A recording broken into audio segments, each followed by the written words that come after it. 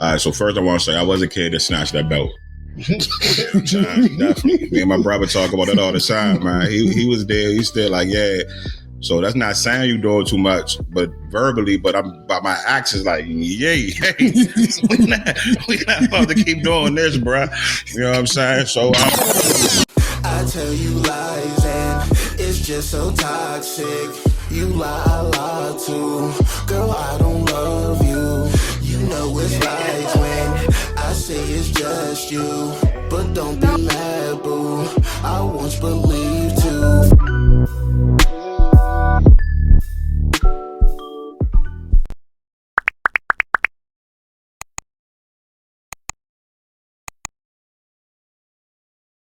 Welcome to Nelvana Travels, where the salon comes to you.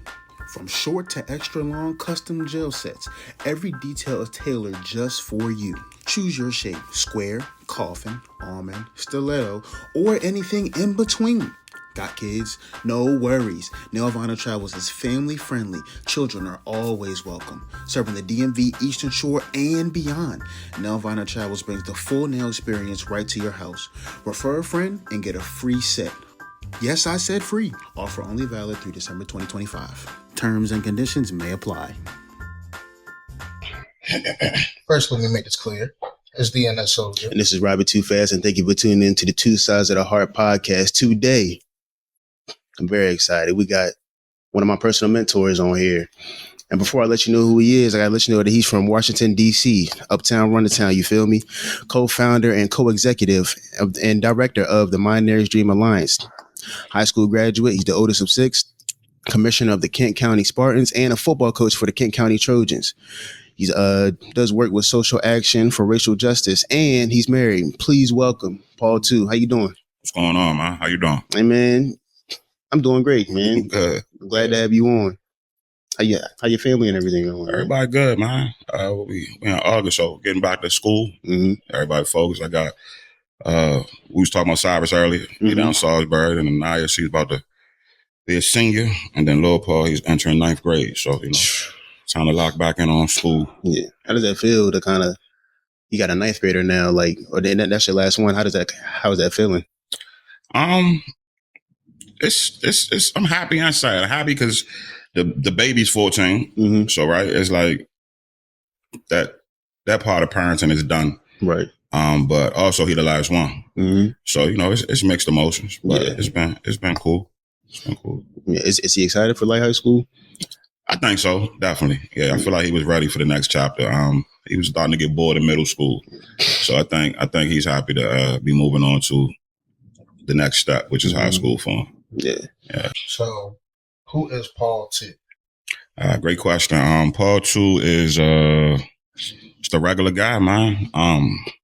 Father, as we spoke about, husband, mentor, community activist. Passionate about a lot of things. I got my hat in a lot of different things. Just try to be somebody who shows up and I guess leave a legacy, build a legacy. That's who Paul is right now. Mm-hmm. What area do you feel like you struggle at in most that you can improve on? Struggle? Mm-hmm. That's a great. God, that's 2 for 2. That's a great question. I didn't waste no time. I struggle probably. I want to be more patient. I think I could definitely be more patient. Yeah. At 45, I feel like I should be more patient than I am. I could still blow my top sometimes, so to speak. Listen better, be less quick to respond, and more quick to listen. Yeah. I think that's an area that I continue to need to work on, or constantly need to work on. Yeah. Right, just some tools in my toolbox. I want to be a better listener, slower to respond, and develop some more patience. Yeah. So, how long does it take you to get to that point of knowing, like, dang, like I probably should have took some time to respond to that, or, you know? It depends on the situation. It all depends on the situation. Sometimes it's immediate. Yeah. Right, and you be like, oh, I messed up, right? And one thing I will say, I'm quick to apologize. Okay. I'm quick to apologize. If I'm wrong, I will apologize. I will try to be accountable and own it. And then in other times, you know, you might not realize that, you reacted too fast, and it might be some time down the road before it comes out like, nah, you was tripping. Yeah. You probably shouldn't have responded the way you responded. You know what I'm saying? Or now that everything has come out, you owe such and such an apology, or you got to double back and try to rectify that situation. So it all depends on the situation. I think with kids, it's quicker, right? I'm just thinking of like recent stuff. I have called because I thought something, and then one of my kids was like, nah, it's really this. Yeah. I'm like, oh, my bad. You know what I'm saying? I read that wrong, or you know what I'm saying? So it just depends on the situation.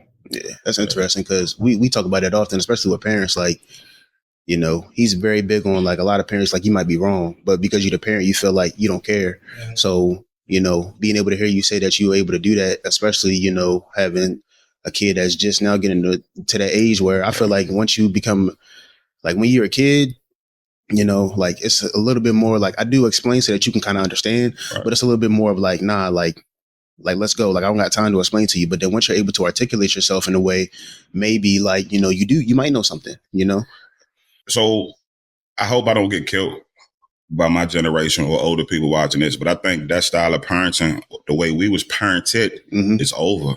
Yeah. I would fail miserably if I tried to parent my kids the way I was parented. I come from the generation of don't ask no questions. Right. You're going to do it because I said do it. Yeah.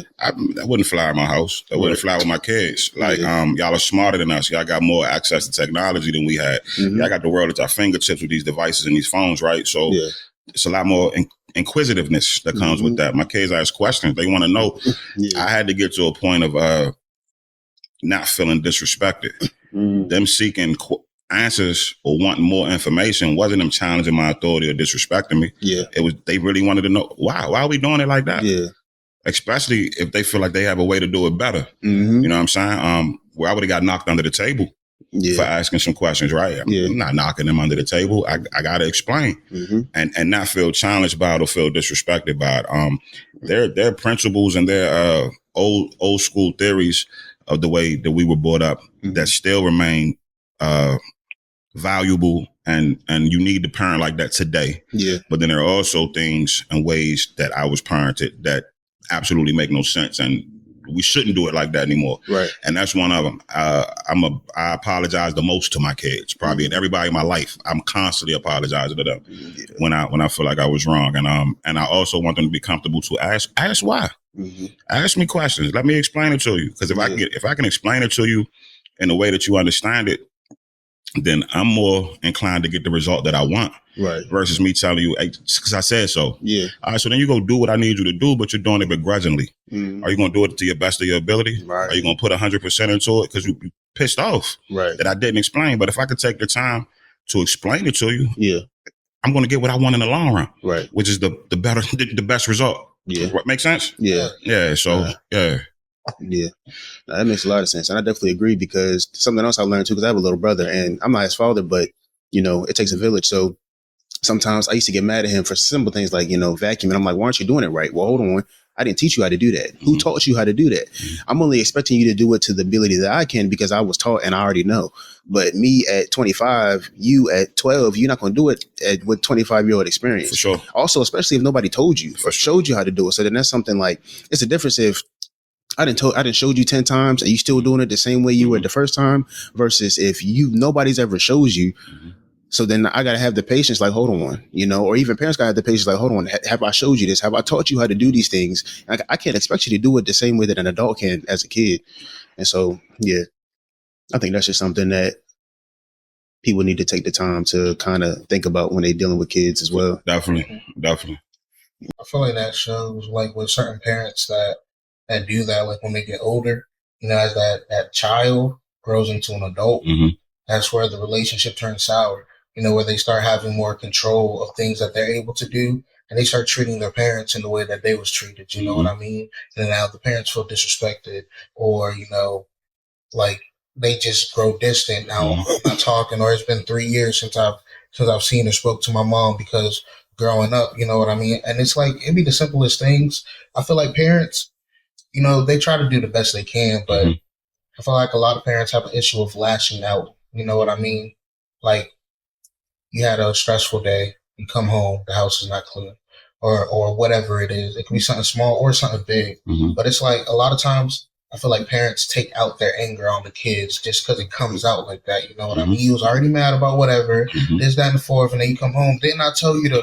And then it could be like you don't even know what's going on because some days, I ain't gonna lie, as an adult, there's some days I don't feel like washing the dishes. Even a long day, I've been up for fucking 23 hours. Right. I just got home. I don't feel like washing them dishes. Right. But like as a parent, you don't even think about that. And I just feel like if we could take the time to step back and evaluate the situation instead of letting our emotions control us, I feel like it would always get along better. Well, why didn't you wash the dishes? Oh, this, that, and the fourth, but I get to it right now. Right. Simple. Right. You know what I mean? Right. But I feel like it's just how we was raised, and you can only do what you know.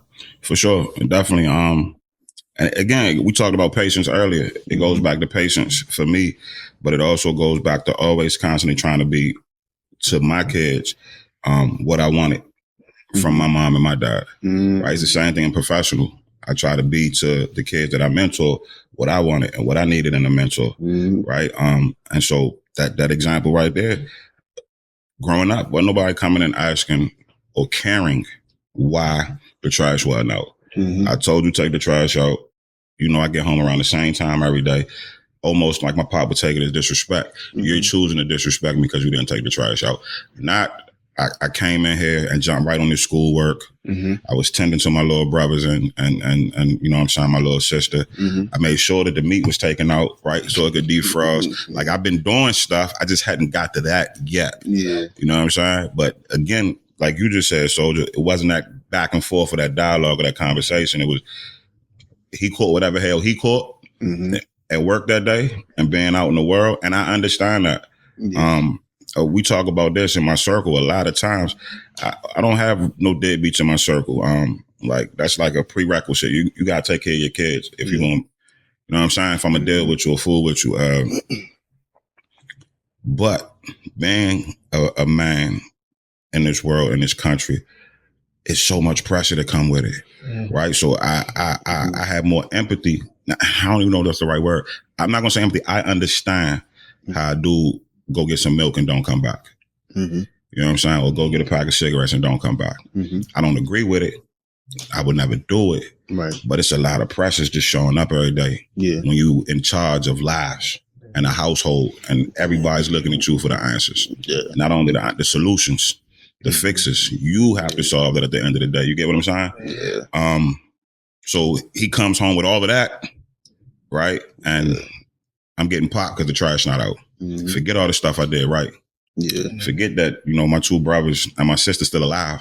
And I'm a kid myself, but I'm tasked with taking care. You know what I'm saying? So definitely. But I think as we grow, and I think each generation gets better. And that's what my hope is. I hope, you know, because my parents wasn't bad parents. They were great parents. But it was stuff that they knew because that's how they was raised. And it pulls and pulls. So, you know, I'm trying to change and chip away at some of the old stuff that we don't agree with every generation. Right? So what is social action for racial justice? I'm not going to say it's a defunct group. It's just a group that's a little more not as active as we were before COVID. We had done a lot of things up in Kent County. We were interviewing politicians, and not only interviewing them, but trying to hold them accountable. Stuff that they were promising or saying they were going to do. We were the group that was circling back to them like, hey, we interviewed you and you said da-da-da-da. Right. We bought some racial trainings to Kent County. We're responsible for it's murals. It's a Black Lives Mural. Black Lives Matter murals in Kent County. We went back and forth with local government to help get those done. Fundraised, got them done. People came out and did them. We had a youth group in the schools, STAR students talking about race. So just a group of people, Black and white people, allies, who were paying attention to stuff that was going on around this country. And we're doing our best to make sure that, you know, in our little piece of the world up in Kent County, that we were going to not have that type of stuff, and we were going to be equitable, and we was going to be inclusive. And you know what I'm saying? So that's a little bit about that group. So why do you feel like it's hard for politicians or certain people in power to acknowledge or take action on things that affect our community specifically? The first thing is because we don't hold them accountable. I don't think. I think the black vote is cheap. Yeah. Right. They come around election time, they tell us what they want to tell us, and we vote. Once we realize that it's strength and power in our vote, we can organize our vote. Yeah. If we can get on the same page and get them politicians to understand we sway elections, national elections, local elections. You look up and down the shore, black people do not turn out to vote. But then it's a lot of complaints. Yeah. You dig what I'm saying?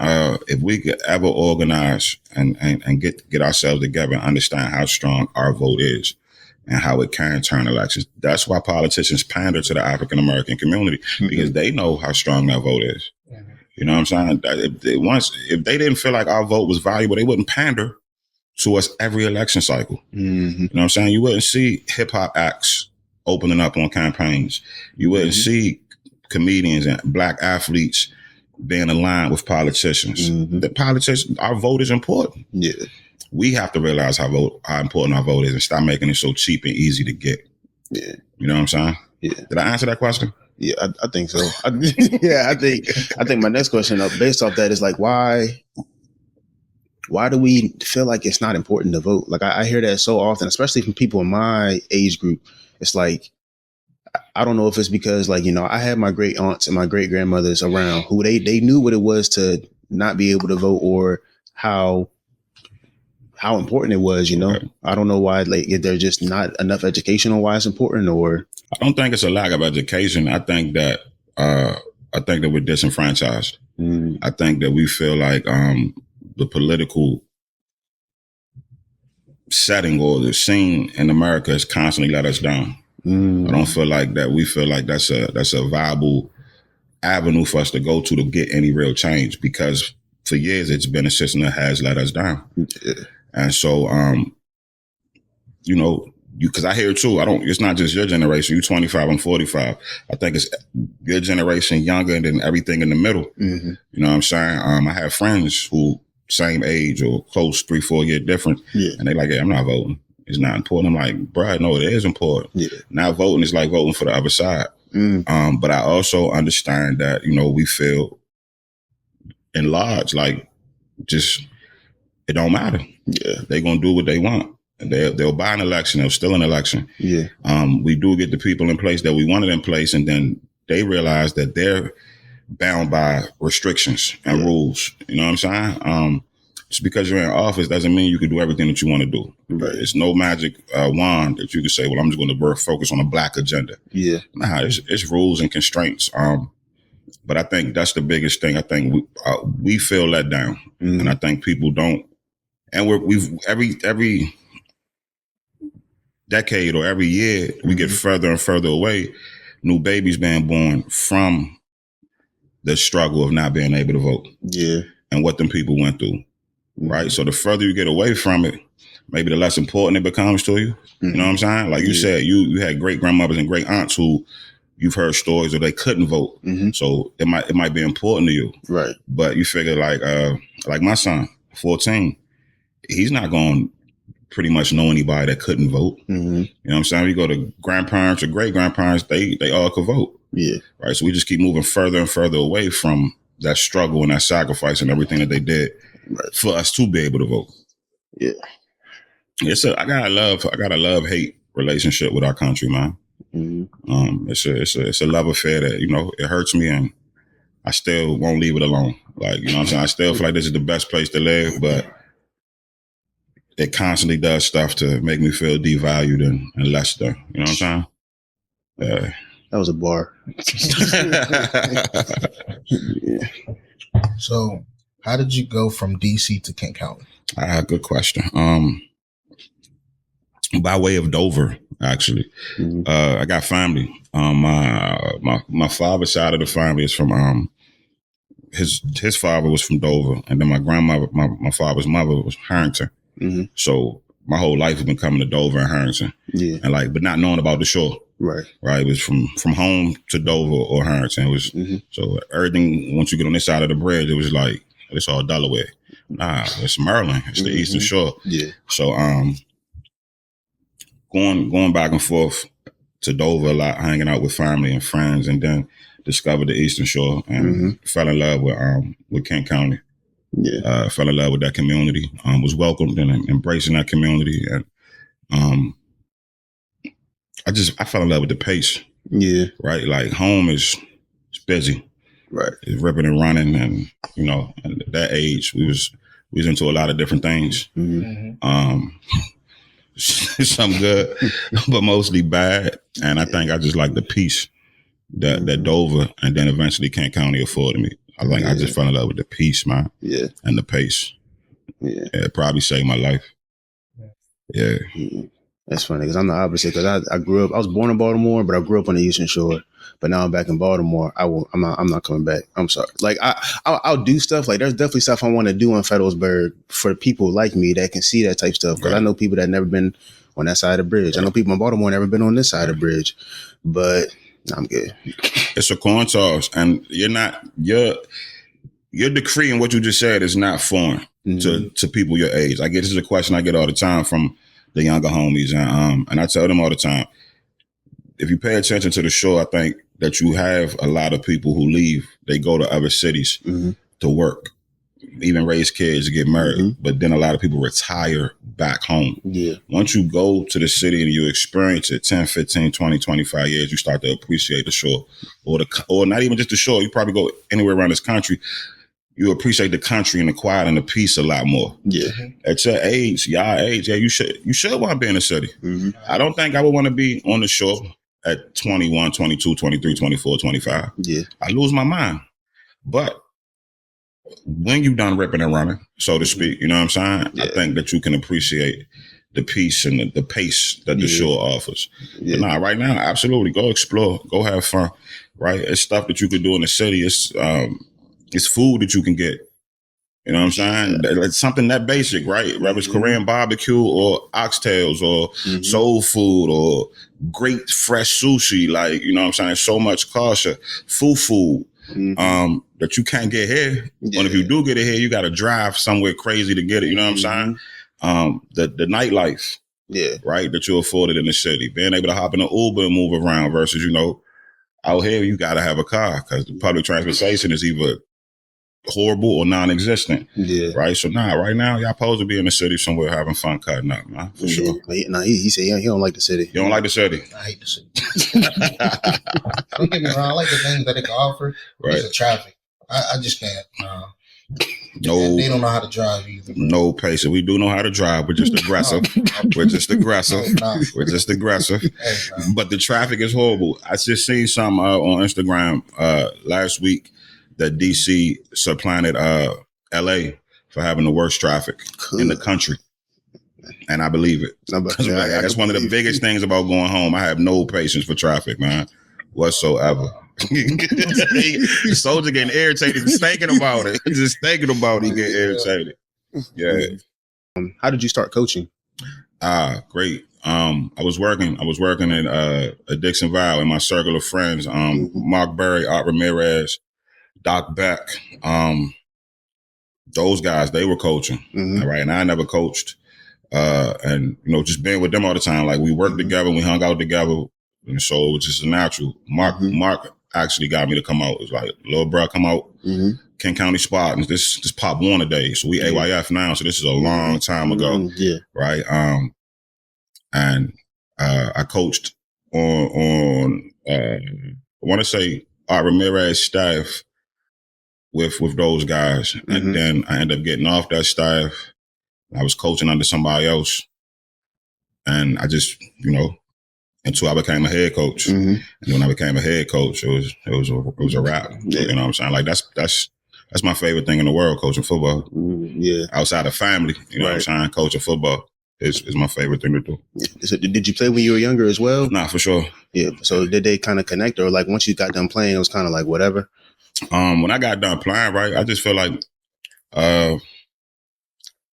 people don't understand when I say this. Y'all gonna understand because y'all football players, man. I remember legit, once football was over for me, those first couple falls, coming outside, early September, that chill in the air, that grass freshly cut, and then damn, I ain't playing football no more. Like it used to hurt. It used to hurt, like for real. And of course, you grow past that. So now I definitely missed it once it was over for me. I just feel like I stopped growing. I'm 5'11", man. I wasn't doing nothing in the league. My brother always tell me I'm London Fletcher side. So he's like, stop bitching. You could have went to the league too. Because he's 6'6". You know Pierre. Yeah. Pierre's 6'6". And I'm like, bro, we supposed to be out of here because of you. You supposed to be left tackle somewhere right now in the league. And shut up. You 5'11". You London Fletcher size. You could have made it too. So I just felt like I wasn't, the middle linebacker, 5'11". I'm not fast. So, once I realized it was over, it was over. You know what I'm saying? It was a wrap. You know what I'm saying? So, coaching was the next best thing besides continuing to play, man. What was that moment for you during coaching that you were like, all right, like, I can do this and I love this? Ooh, it's been so many, man. I don't want to sell none of my teams short because I have favorites from each team. Yeah. Me and Pierre, we're going to plan next summer prayerfully a reunion. Mm-hmm. From every team that I coach, and even some players that we've coached against. Right. We're gonna get them to Menard's Dream Alliance. Mm-hmm. I have a big cookout there. But we was in a semifinal game against, ironically, South Carolina. Right. Ike Fletcher was across the sideline, Bruce Hancock. Mm-hmm. And they had some assistants too. I can't recall their assistants, man. But we was at the crib, so we went Wharton, Maryland, and the game they should have won. And this is a game to get to the championship. So it's a playoff game, back and forth. South Carolina had a good team. Yeah. We had a good team. And we going in. Mm-hmm. And we fumble. We fumble. We put it on the carpet, like inside the 5. Yeah. And it's fourth quarter. Right. And it's been a crazy intense game. And I remember my quarterback coming off the field crying, head down. And I grabbed him. And I'm like, listen, we're going to get a stop or we're going to get you the ball back. Mm-hmm. And you're going to score the touchdown to get us to the championship. Mm-hmm. I don't got time for your tears right now. Wipe your face, get yourself together. The defense will get you the ball back. I promise you that. Mm-hmm. And I didn't even know if I believed it because time was running out. Like we probably inside of a minute and a half, man. And I think for real, they had a coaching snafu. They probably should have took a knee or something. I don't remember all that, but I mean, I was happy they didn't. They was running plays. Yeah. And I'm telling the D, I'm like, hey, we got to strip. Like first man wrap up, everybody else attack the ball. Mm-hmm. Maybe 2 plays later, we get the ball back. Yeah. And my quarterback ended up scoring the winning touchdown. Yeah. And I found him like, I told you. Right. You know what I'm saying? I was just like, that's a moment like, it's been so many. Right. It's been so many. But that's probably that's top 5 for me. Right. You know what I'm saying? Because that game, I felt like we should have lost. Yeah. Like we definitely should. Once we fumbled that ball, we wasn't supposed to win that game. Bruce would tell you, like he was mad. He was mad. He was like, I don't know what we were doing. But that game right there, man, that's one of the moments that I never, ever forget. You know what I'm saying? I was like, I'm good at this. You know what I'm saying? I'm good at this. Because like I said, QB, them 2-3 plays, he got himself together. We got him that ball back. I looked at him like, I did my part. Like, let's go. Mm-hmm. And he went out there and he got in that end zone. We won that game, man. Yeah. So how in a moment like that, like how do you, as the head, like keep that composure and be able to pour into your players for him to be able to go execute? Like I told you, you'll see when we at it, I felt like I was lying to him. I didn't think we was going to win that game, man. I thought, you know what I'm saying? But I think as a coach, sometimes you probably got to. Mm-hmm. Like what I'm feeling inside don't matter in that moment. Mm-hmm. What matter is I got, I'm a 13, I was 13U. Mm-hmm. So I got 13-year-olds and 12-year-old young men, right? Mm-hmm. And in that moment, what year was he? That wasn't his last year. That was his second to last year. So he was probably 12. Mm-hmm. 7th grade kid. And he feel like in front of our family, friends, we at the crib, right? Playoff game. He probably feel like in that moment, I'm the reason that we lost. That's what he wearing off that field. That's why he crying. This kid, I'm no crier. Yeah. You know what I'm saying? He's a tough kid. But in that moment, the weight of nothing else matters in this whole planet. Yeah. But what's going on in Wharton Park right now? Right. And I feel like I'm the reason we lost. Mm-hmm. I screwed this up.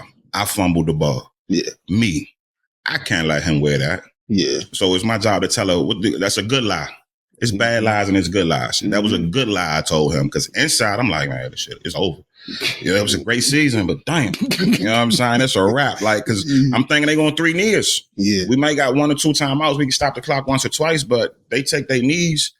And it's a wrap. We shouldn't even get the ball back, but I can't let him know that. Yeah.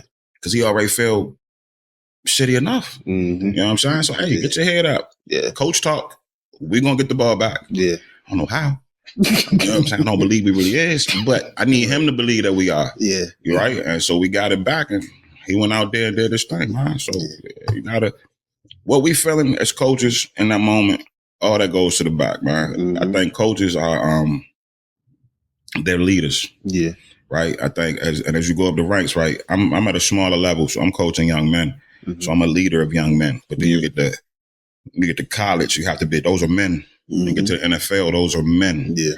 So, you know, when you're sitting in that seat, man, you gotta have you gotta be a leader, you gotta be unflappable. Right? You gotta be the guy that's standing on that ship when everything going on, and I'm cool, calm on that. Even if on the inside, you know what I'm saying? Yeah. It's crazy, but on the outside, nah, I got us. Yeah. I'm a leader. We're gonna figure it out. And if you can stay like that, normally the team will follow you. Yeah. What year did you start coaching in Kent County? I'm trying to think if you're the reason why I kept getting smacked. It was your team that was putting me in bad positions. It's a long time, bro. The number changes a lot. I feel like this. My daughter is 17. I probably started coaching right after she was born. So it was she 08. I'm gonna say like 09, 010. Yeah, no, you definitely the reason why. Because man, Kent County is always, I think. Tell me who you played against. If you remember any of the guys you played against, and I'll tell you if I coached them. Marquand. I played against Marquand the majority of my life. Okay, so no, that was I never got to coach nephew. Yeah, that was he played for that was a hell of a team too. That might be like arguably the best team that ever came through our youth program, man. Yeah. They was loaded, but that was Deer King, Stump Lee, Potts, Garvin Potts, Jamel Wright. Yeah. Pierre, my brother, coached on that team. Yeah, I remember. I got a story about it. Yeah, that was. I hope I'm not missing none of the coaching staff, but I know those five for sure. Yeah, that was, and that was. Right. I feel like that was Stump and Posse defense. So blame them. Yeah, they was telling, because like my sixth grade year, like the team we went against that year was whatever, but they was like, yo, next year when you go play Marquand, nah, all that scoring you've been doing is done. He different. He was different. Yeah, he was different. Yeah, nah, for sure. Yeah, it was different. So what's the highs and lows of being a coach? The highs for me is the bond and the connecting that you get to do with your team. The wins and the losses, all that's cool. Of course, every year you want to win a championship, right? I didn't coach teams that weren't very good, right? And so you as a coach have to temper expectations. If I'm coaching a team and I realistically say, we might win 1 or 2 games this year. I know because of what I got out here, right? And then you turn out and you coach hard and you win 4 games or you win 5 games. To the outside people, that wasn't a great season, right? But to you, as somebody that's been here, off-season workouts, regular season, and you've seen players who weren't that good get better, right? And still love the game, and we still connected. That's a high. Of course, the championship seasons, they've been high. Coaching both my sons is up there. 2 quarterbacks, you know what I'm saying? And both of them having pretty, success on the levels that they played. Then the bonds with the other coaches, the bonds that you make up and down the shore with Ike and Bruce, and then, and Cambridge, like going and coaching against Wiley. These are people that I respect. You know what I'm saying? We've had battles against, and just the game. Like football is the best game in the world to me. Yeah, I feel like you gotta be a little throwed off to play football and love football. You know what I'm saying? Because I feel like it's a gladiator sport. So just being around that. And being around the young men and then the men, and just that's our arena, that's our area, that's our stage, so to speak. The lows is like the lows for me is when you can't connect with a kid, when you try and you because for all the wins that you had with these some of your players, you're gonna have some kids that you just don't connect to. Mm-hmm. I think also the people in the stands, even more so now than probably ever a time that I remember before. Like you see it all the time, coaches getting in the physical situations, with parents or just fans. Coaches that got shot. You know what I'm saying? So I just think the state of our game right now is a low for me. With everybody feeling they could do it better. Yeah. Right? But doing it better is on Saturdays for 2.5 hours.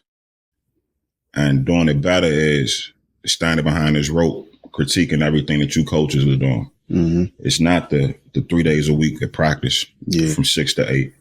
It's not all the rides. It's not all the money you spend feeding and buying and replacing socks and mouthpieces that these people don't see. Right? But on Saturdays, right, they're 2.5 hours, they better than you. And they not. Yeah. Because if you was, you'd be out here doing it. Right. You know what I'm saying? Yeah. So that's been a low. But it's nothing I would trade, man. Like football, like I said, football is the best thing in the world.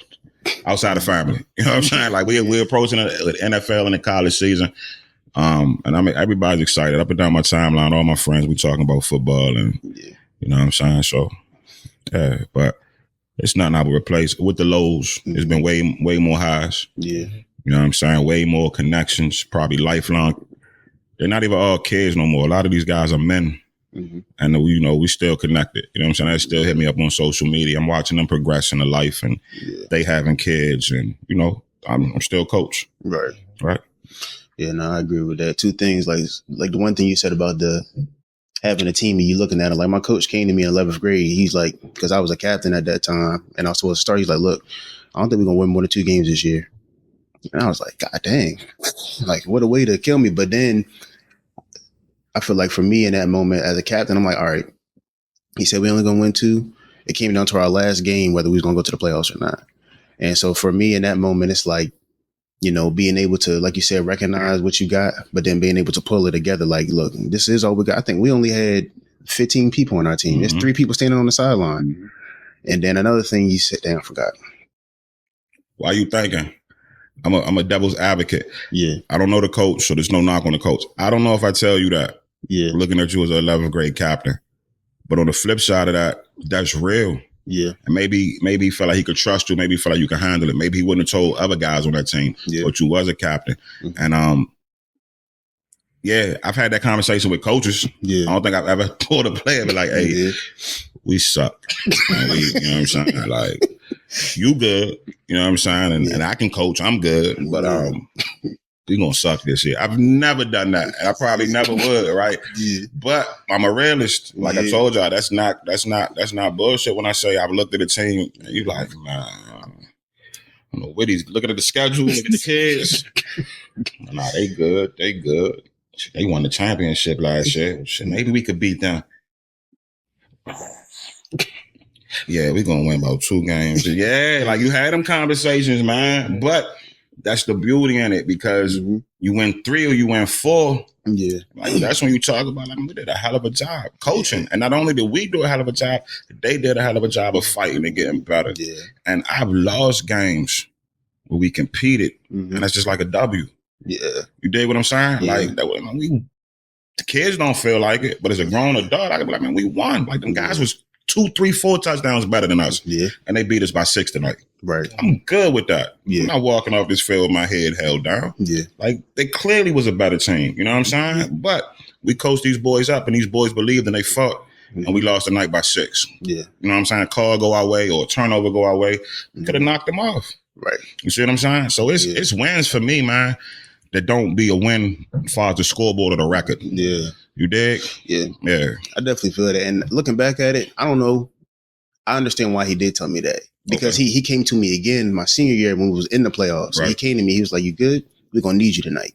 And so I think that was his way of like, yo, like, this season depends on you. Like, you are one of our stars. And so in order for us to get here, I'm letting you know now, I don't see us winning more than 2 games unless you step up and do what you need to do. Same thing in that before that playoff game, like, because the best player on our team. I was the second best. Anyways, I was the second best player on the team. And like, I only said it because I only play offense. He played offense and defense. Okay. So he broke his arm. And so now he's like, look, it's up to you. Right. If you don't perform, we're not going far. Right. So, but then the other thing I was going to say is I've had the opportunity to be a coach. I coach Pop Warner, AYF, and I coach track. And coaching track was more impactful because I was teaching at the time. And it's like, so I see these same kids in my classroom, and then we go to the track. And at first I was teaching during basketball season, so they didn't really respect me.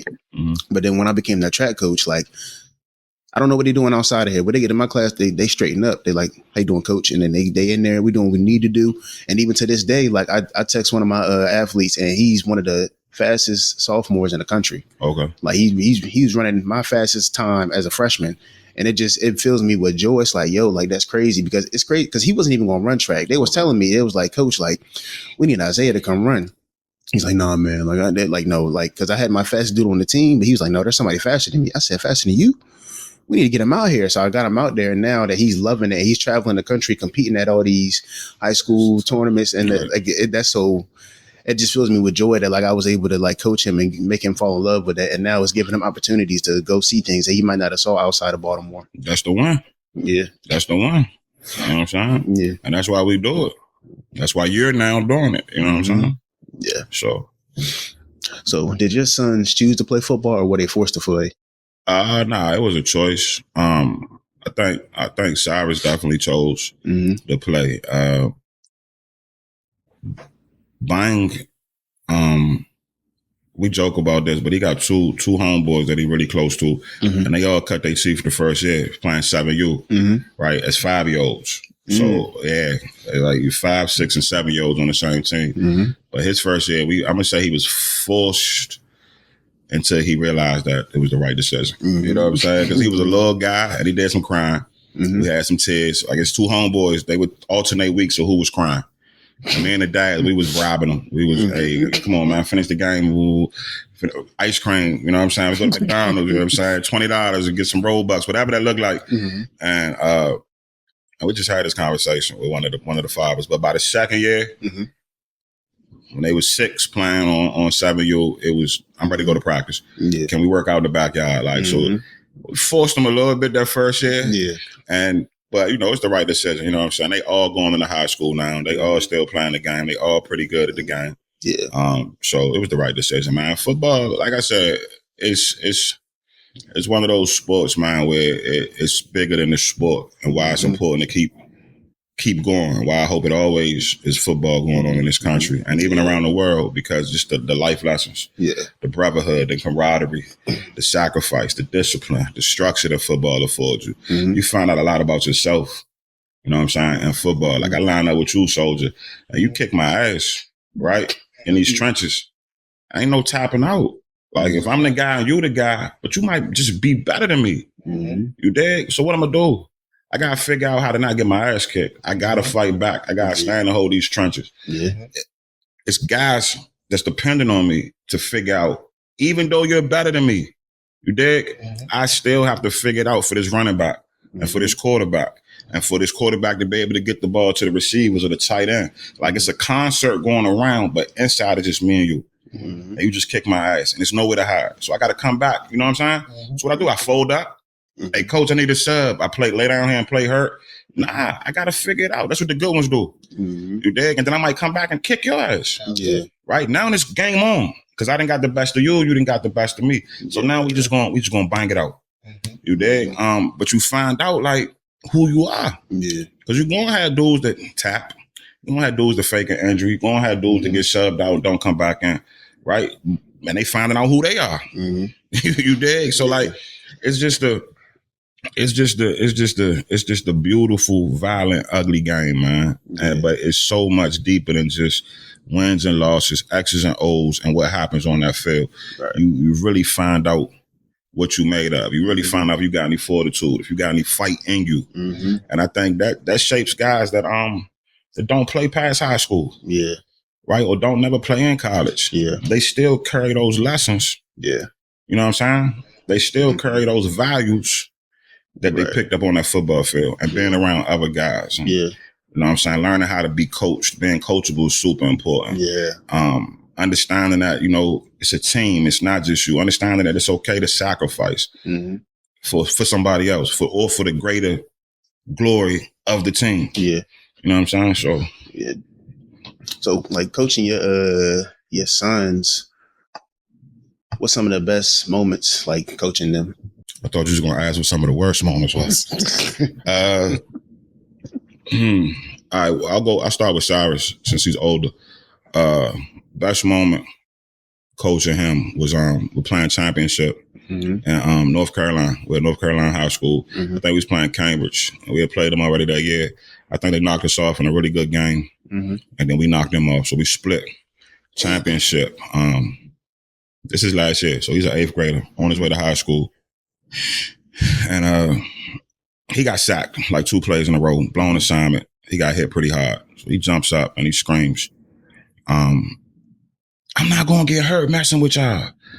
I got basketball coming up." I lose it. It's a championship. You're the quarterback.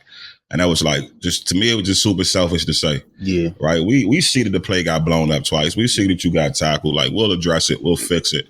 You can't have that meltdown. I took him out the game and didn't put him back in. Yeah, it was probably like midway through the 3rd quarter. Yeah. I think we were down maybe like 6 points. So it was still a winnable game. And he was our quarterback. He was one of our best players. But I couldn't put him back in. Yeah.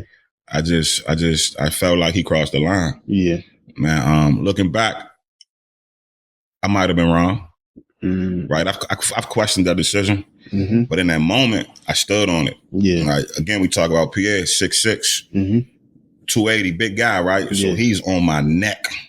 Like, you know what I'm saying? You gonna put him back in? And I'm like, nah, bro, I'm not putting him back in. So he's pissed. My wife back there, I feel her eyes burning through my, you know what I'm saying? Like, it's other people. Everybody's questioning the decision. Like, I ain't pushing it, but I didn't.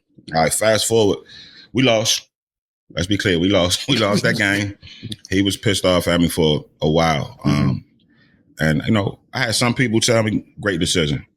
Glad you stood on that, coach. And I had other people disagree with me. Like, nah, you went too hard. You went too far. Yeah. Fast forward maybe like a month. We got the boys playing in a Thanksgiving tournament in Virginia. Day after Thanksgiving, everybody load up. We drive to Virginia, and we get into a game.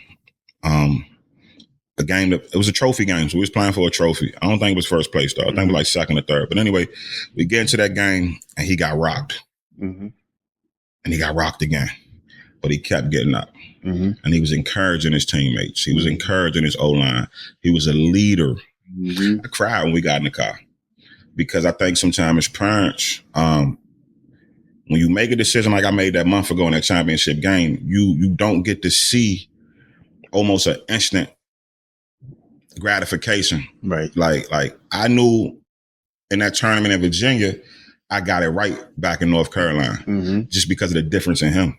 Right. Do that make sense? Yeah. You know what I'm saying? He could have blew up again. Like, if I didn't check him in North Carolina in that championship game, how would he have acted down here in Virginia when the same situation was going on? Yeah. You know what I'm saying? So forget what everybody else on the outside thought about the decision. The intent was for him to learn how to be a better leader. Yeah. And I understand that when you are the quarterback, there's certain things you can't do. Those meltdowns, those temper tantrums, you can't do that. And I was able to see a month later, ding, ding, ding, ding, ding, ding. Yeah. Lesson learned. Yeah. And me and him talked about it on the ride home. And he was cool. He understood. He recognized the growth, and so did I. Yeah. That was probably like the best moment with him. The best moment coaching, Bang.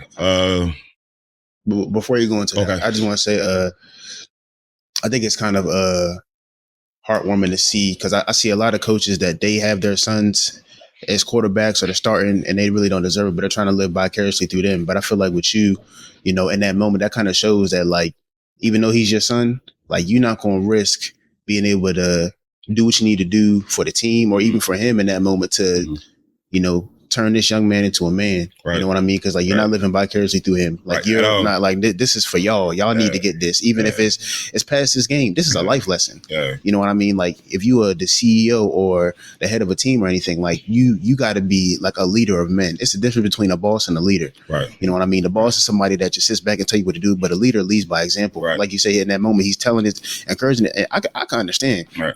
Like, starting running back, I got smacked. Right. And Yeah. What y'all doing? Yeah. And my mom in the stands, you want me to come out there and block for you, son? I can hear her saying that. But in that moment, it's like, hey, look, like, come on, y'all. Like, you know what I mean? Or do I cuss them out? And now they really don't want to block for me. Right. You know? So, but yeah. And it was like you said, we knew he was going to QA High School to play football. At the time, Donnie Grafe and his guys, great coaching staff was there. Mm-hmm. They wasn't going to tolerate it. Mm-hmm. So let's break that down, bro. Yeah. Let's not do that now. You know what I'm saying? Let's break that down. And then we talk about like we call it daddy ball. Nah, I've never chased them. Mm-hmm. I always stayed at 13U. Mm-hmm. So I didn't go coach 7U or 9U or 11U to chase my boys. Yeah, I'll coach them when they get here. Mm-hmm. You know what I'm saying? And I wanted them. They needed to be coached by Soldier. They needed to be coached by Too Fast. They needed to learn how to take instruction and direction from other men besides me. Mm-hmm. You dig what I'm saying? That's why I was important. I had people like, you gonna try to go down and coach Lil Paul? You gonna go down? Nah, they'll come. I'm the last stop. Mm-hmm. I'm the head coach of 13U. Yeah. You dig? So long as everybody stay alive and healthy, they're going to end their youth football career here with me. Yeah. You dig? So I don't have to chase them.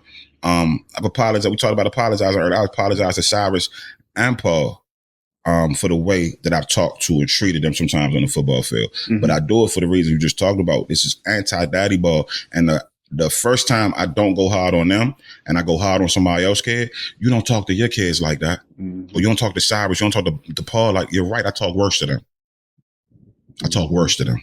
Mm-hmm. You dig what I'm saying? Like, I talk worse to them. Yeah. So if I could check them, I'm going to check yours too. Right. You see? Yeah. But your best moment with Bang? Best moment with Bang. It's been a few because he's afforded what Cyrus wasn't. We've traveled. We've gone to Florida to play. We've gone to Tennessee to play. Mm-hmm. I got to see him on different stages, but I would say it was local. We started off, he was coming off a team that he quarterbacked. And he wasn't he quarterbacked about 50%, 60%, because it was another kid we had that was quarterbacking too. But they came off a 2-year run where they didn't lose. Mm-hmm. Back-to-back Bayside championships. Yeah. Had made it pretty far in the tournament. They didn't make it to Florida, but they were undefeated 2 years in a row on 11. So that team pretty much intact gets to me at 13. We started off 0-3. Mm. And these boys hadn't lost in 2 years. Mm-hmm. And we turned it around with some help from my offensive coordinator and the other coaches, and then the players, of course. And we went from 0-3 to the championship. Mm-hmm. I think we lost the championship by like 6 or 7 points. But still a win. Yeah. We started off 0-3. Like the sky was literally falling in Kent County. Because people were like, these boys don't lose. Yeah. Like, what's wrong with you and your coaches? Because y'all 0-3. You know what I'm saying? But I was able to see, and that was his 7th grade year. So that was his first year with me. And I was able to see the grit, the fight, the maturity. Mm-hmm. And like I said, we went from 0-3. And he had to make some throws. Mm-hmm. He had to make some throws. He had a great team around him. Bunch of good athletes, but he was the leader. He's one of the leaders. Mm-hmm. And so having a front row seat to that, you know what I'm saying? Because we talk about what you learn about yourself. We talk about fortitude, fight. Not only him, but them other guys on that team could have folded up at 0-3. Like, this season over. Mm-hmm. They didn't, and he was a big part of that. So I would say that was probably one of the best moments with him. Yeah, yeah. So, what were the worst moments? The fighting, the not understanding how to leave football on the field, because you don't get away from me. Mm-hmm. You about to get in the car with me. Mm-hmm. So if you had a piss poor attitude, you know what I'm saying? If you didn't play well, if whatever that looked like, you know what I'm saying? Yeah, when you don't play for your dad, you're able to turn coach off and go home, and it's over for the day. Mm-hmm. I give the credit to how they still love me as they dad, and I still love them as my son. I get that credit to Ebony, my wife, because she came up with rules, right? Because me and Cyrus would walk after a bad game or a bad loss, or he was pissed off and I was pissed off. We might go 2 or 3 days and not speaking to each other, or just the bare minimum, the good mornings, the good nights, the habit, you know what I'm saying? But I'm pissed, he pissed, he mad, you know what I'm saying? So she got us to a point, and then it was easier with Bang because Cyrus had already paved the way. Right. And she had already laid the law down, so to speak. So it was easier with Bang her rules were, y'all got the car ride home. Mm-hmm. Once y'all pull up to the crib, he not your quarterback. You not his father. I mean, you not his coach. That's your son, and that's your father. Mm-hmm. So y'all get the father and son. Mm-hmm. Leave football and all that. So road games was great because I might got 45 minutes to act like a monkey with him, and he can get off, and we both get off. But by the time we put up at that crib, it got to be over with. We cannot take it in the house. That was her rule, and we had to follow it. Mm-hmm. So, but that would be the worst, man. Like we had some blow ups. Mm-hmm. Both the boys were young men, and some hurt feelings and some crying and some language, but you know, I would apologize. They would apologize, and like I told them, it's not fair. People think playing with your dad or for your dad is the best thing in the world. That's if you got a bullshit coach or a bullshit dad who not gonna hold you accountable, will not push you. I think when you got a father that you're playing for that's gonna hold you accountable, and like I said, I treated both of them worse than I've treated other kids, and it was for a reason. You talking 12 and 13-year-old young men who don't understand. Why is he such an asshole to me? You know what I'm saying? I'm going hard. I'm doing everything he's telling me to do, but he's still fussing and cussing and hooping and hollering at me. Might not be about what you're doing. It's sending a message to your teammates and all these parents that are waiting for me to play daddy ball. So when I go to check theirs, we just talk, you know what I'm saying? So I don't got to repeat it. You don't talk to yours like that. Well, I'm never going to be that coach. So they caught the short end of the stick a lot of times. You know what I'm saying? Yeah. So that was probably a low. But, you know, they better for it. And so am I. So it worked out, man. It worked out. Yeah. So how do you balance being a coach and a father? We just talked about it a little bit. I got great kids, man. I got great kids. Azalea, that's the oldest, Cyrus, and then Anaya and Lil Paul, man. And they've shared me. They have sacrificed as kids sometimes for me to be at other places or other events or doing stuff. They've always welcomed other kids. You know what I'm saying? Whether it was just a car ride or somebody spending the night. They not selfish at all. So I think that's the big part. It's not so much how I balance it, it's what those four have allowed me to do. You dig what I'm saying? They've allowed me to do that. They've never really made it uncomfortable. And if they felt the way, then, you know, they got it off how they needed to get it off or brought it to my attention. And we've been able to address it. So, you know, I'm blessed. I'm blessed by having great kids. And then everything else is just time. I mentor. So I mentor my football players. I mentor other kids that don't play football too. You know what I'm saying? But if I'm already coaching and I'm already locked in to be here, practice a game, then that's kind of easy because the boys is here. Yeah. You dig? So it's a little balancing act, man, but it's just having kids that allow me to do it. And then already being in situations. I work professionally. I work with young people. Yeah. So it all works itself out. And I feel like that's my ministry. Yeah. Right? I just realized that like in the last 3-4 years. Yeah. Your ministry don't gotta look like being an usher or being in a choir, being a deacon or stewardess or whatever that looks like, right? Knocking on the door with the word or feeding the homeless. God don't put no boundaries on what ministry looks like. My ministry is mentoring through football. Right. And that's all right with me. And I hope it's all right with the big homie upstairs. You feel me? Yeah. Like I'm able to touch and impact lives deeper than the sport through football. Yeah. So I'm good with that. I can appreciate that. That's something I'm looking forward to because I love football. Like outside of this, I'm gonna make another podcast about football. Hey, I'm on in. I want in. For real, but I think that's so beautiful. Like I'm trying to get my little brother into football just because, like, and I'm not looking at him to be the next Too Fast, right? Because like there's only one me, and not like I'm cocky, but like he needs to be him, right? And you were good. You were really good. Yeah, appreciate it, but. Yeah. But more so for like all the things we've been talking about, like the lessons, the discipline, the things that it's going to, how it changes you into a man. You know what I mean? Especially for me, like getting into football, like, cause I had 3 younger sisters and I wasn't really a leader, but being a leader on the football field translated into being the leader from my family.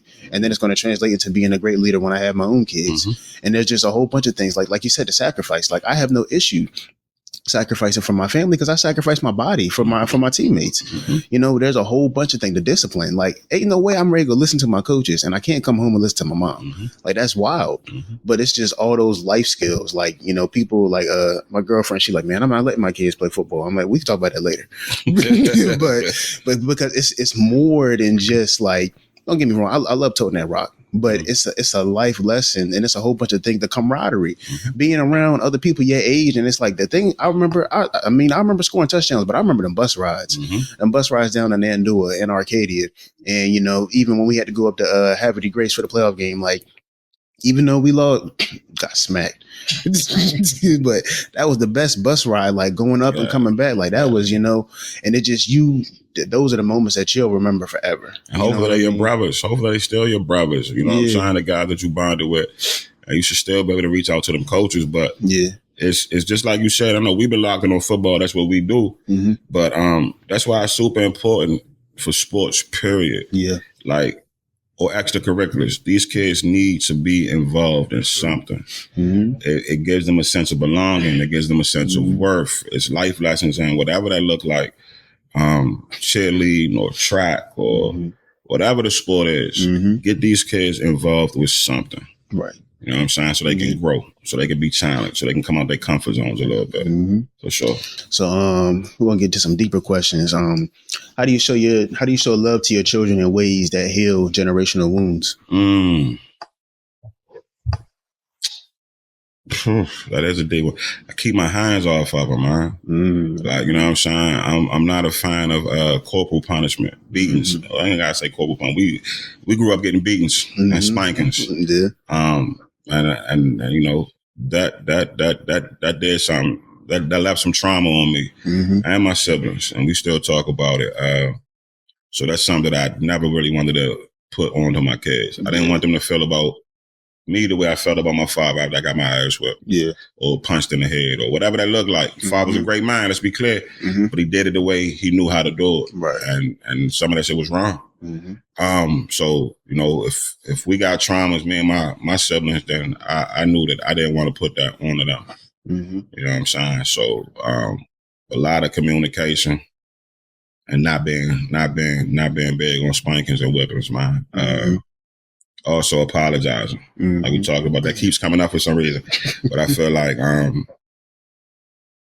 making sure they understand they got power. That even though I'm the boss and I'm your father, you still got power in this relationship. You're not powerless. You're not helpless. I think that was one of the things that I resented about my pops. Dude used to make me feel powerless, man. You know what I'm saying? That's cool when you 0 to 6, 0 to 7, 0 to 8, maybe even early up to like 11. But by the time you're 12, 13, 14, you think you don't want to be around nothing that make you feel like that. Even if it is your parent. You know what I'm saying? Because you know you're in other situations. You're in school. You're with peers.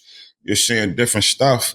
And none of that shit make me feel powerless. But yet the person that I'm named after, that look like me, that loves me, how you make me feel powerless? You know what that do to me? And I can't explain that to you. So I'm never wanted to make them feel like that. You know what I'm saying? So that's ways I feel like that. I'm not giving them stuff that I got. So trying to break those generational traumas down or whatever. So I got a question about something that we go back and forth on all the time. And the more I'm hearing you listen, you're changing my perspective. I ain't gonna lie. But so the thing that we go back and forth on is like between parents and kids. Like if a parent does something and the kid feels like it's wrong, is it, I don't want to say correct, but like for the kid to like, look like, nah, that's not right. You know what I mean? Like in that moment, for instance, like an extreme would be if I'm getting whipped, like, like you doing too much, like as a kid, because what that does to me mentally and physically, you know what I mean? Like how do you feel about kids in positions like that? Or if they feel like their parents wrong, like how was that dynamic? All right. So first I want to say I was a kid that snatched that belt. Definitely. Me and my brother talk about it all the time, man. He was there. He's still like, yeah. So that's not saying you doing too much, but verbally, but by my actions, like, yay, hey, we not about to keep doing this, bro. You know what I'm saying? So that's an extreme. Definitely, that's an extreme. So let's get away from that one. But more on a level of something that I got experience with. I tell my kids all the time, it's presentation. Mm-hmm. You can check me or tell me I'm wrong, but it's how you present that to me. Mm-hmm. I don't want y'all to feel powerless. I don't want y'all to be scared. But don't hoop and holler at me. You're not about to curse me. You're going to be respectful at every turn with how you deal with me because I'm your father. Mm-hmm. So you figure that out. That's not on me to figure out. I'm giving you the authority and the power to check me if you feel like I'm wrong. Mm-hmm. But I'm also telling you, you better do it the right way. Right. You dig? Mm-hmm. So and they do for the most part. We never really got no screaming, cursing matches, man. At the crib, football with the boys, with my 2 sons. Yes, but that's different. They're held to a different standard out there than at the crib, right? Because I'm not dad, I'm coach. Yeah. But at the crib, nah, my daughter, both of them, Azalea and Ananiah, they will tell me they do it way more than the boys, but they check the hell out of me. Mm-hmm. But they always respectful for the most part. But they will check me quick. I think they live for it. And I'm cool with it. Yeah. I'm cool with it. Because they're not disrespecting me. You know what I'm saying? Just let me know, hey, that's not right. Mm-hmm. Or that made me feel away. Yeah, so I'm cool with it. Yeah. It make me better. So what was your stance? You ain't trying to get checked by the kids at all? Like, not at all. I think I was more on the line that you was at, but I was a little bit more harsh with it. Okay. And also age. Like and you spoke on that too, because I'm like you said, like when they get to like 8, 9, mm-hmm. like once you start to be able to articulate yourself mm-hmm. and you can talk, because like my little brother, like he's 12, I ask him, like he comes in the room, he's pissed. Right. And my dad, my stepmom did something. I'm like, okay, well, hold on. Why are you upset? Talk it out. Let's get to that point where you can, because maybe you need to go tell them that you don't like that this is how this is going, so it could be more fruitful as you're going forward. Sure. You know what I mean? Because like my dad, he's old school, and like, you know, he's a little bit more like your feelings don't matter. And I'm like, I push back. I push back on that. I feel like in this moment, when I'm disciplining you, you need, like, the lesson is what's important. Mm-hmm. But in totality, your feelings do matter. And you need to know how to deal with those so that you're not an angry black man at 20.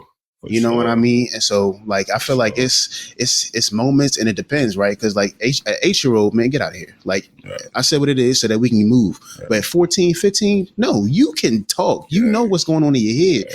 Let's figure this out so that it's a life skill. it's not just with me. You need to be able to talk with your wife, talk with your boss, talk with your employees, talk with the person in the drive-through. Like, you got to be able to articulate, especially as black men. And you hit the nail on the head, man.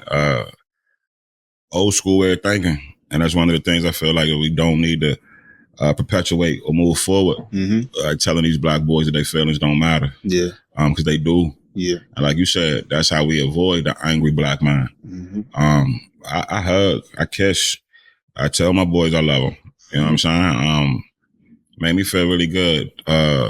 The 22-year-old Cyrus, mm-hmm. they made it to the Final Four at the Berry last year. Mm-hmm. Saw that. Right, lost a heartbreaking game. I think it was the game before getting to Houston. I think, or two before Houston. Anyway, they got far. Mm-hmm. I do know that, right? And he came off the field after the game. We was down there to greet him. Everybody that came to support him, and he found me mm-hmm.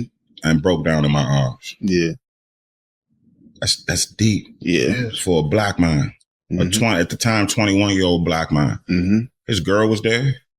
Mm-hmm. His teammates was around. Cameras was rolling. Mm-hmm. I found my dad. Yeah. I got the picture, right? Mm-hmm. He lay right here and broke down. Yeah. But that's because he felt safe enough to do that. Mm-hmm. That's because I wasn't going to look and be like, stop bitching. Yeah. It's a football game. That shit don't matter. What you crying for? Toughen up. Mm-hmm. All the stuff that I heard. Yeah. Nah, bro. That shit did matter. That boy hurting. Yeah. QB. Mm-hmm. At the end of the day, if it's going good, QB get all the praise. If it goes bad, even if it's not his fault, QB get all the blame. Mm-hmm. So he got the weight of the world on his shoulders right now. Yeah. You know what I'm saying? Walk past mom, walk past grandma. I mean, he acknowledged them. Right. But he wasn't no crying until he got to me. Right. You see what I'm saying? Yeah. That's because I've let him know it's all right. Your feelings matter. You safe here, bro. Yeah. You gotta put that face on. You gotta carry that face in the world. Mm-hmm. That your armor going, you know what I mean? Mm-hmm. But with here in this house, wherever I'm at with you, you could lose it if you need to lose it. Yeah. You know what I'm saying? So, and that's one of the things that I try to impart on both of them, and even the boys, the young men that I mentor. Yeah. Like, nah, your feelings matter, man, at every turn. Yeah. Yeah. And it's definitely important for black men. It's important for boys and men, period. But you know how we can get marginalized, and you know how we can get put in the boxes and all that shit. So, it's definitely important that our black boys know, nah, your feelings matter, and it's okay to have feelings.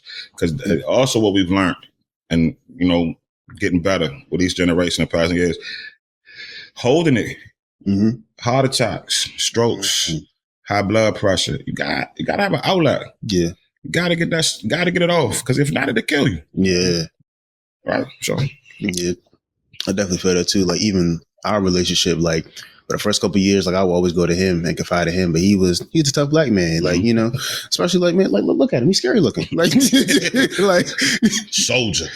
I don't want no smart. I'm supposed to be here. I'm the guest, homie. For real. But over these past 2 years, like he'll call me, be like, bro, like I just cried. You know what I mean? Like, and I feel like it's very important, especially like for us to have them safe spaces between each other, be like, yo, like I'm going through it right now. Like I'm not all right. You know what I mean? And like even sometimes he still be trying to be like, bro, like talk about it, man. You at work. I don't care. Like I do care. I need my bread. But like take a break. Yeah. Like you need to let this out right now so that you don't go spaz on somebody. And you only understand how powerful that is right there, what you just said, too fast, that two young black men got that relationship. You know what I'm saying? And feel comfortable with it. We need more of that. Yeah. We need more of that. And I'm challenging y'all to keep pushing that narrative, because the ones underneath of y'all need to see that. It needs to, till it becomes normal. Because it's still not normal in our community. It's still not. You know what I'm saying? For two heterosexual black men to have that type of relationship. You know, so you still got people out there right now. That's weird. No, it ain't. Yeah. That's normal. Right. That's how it should be. Yeah. You should be able to lean on your brother. And vice versa. Yeah. You should be able to go to your brother when you low. I'm emotional. This happened. I'm depressed. I just cried. Yeah. Whatever that look like, I'm grieving. I'm hurting. You know what I'm saying?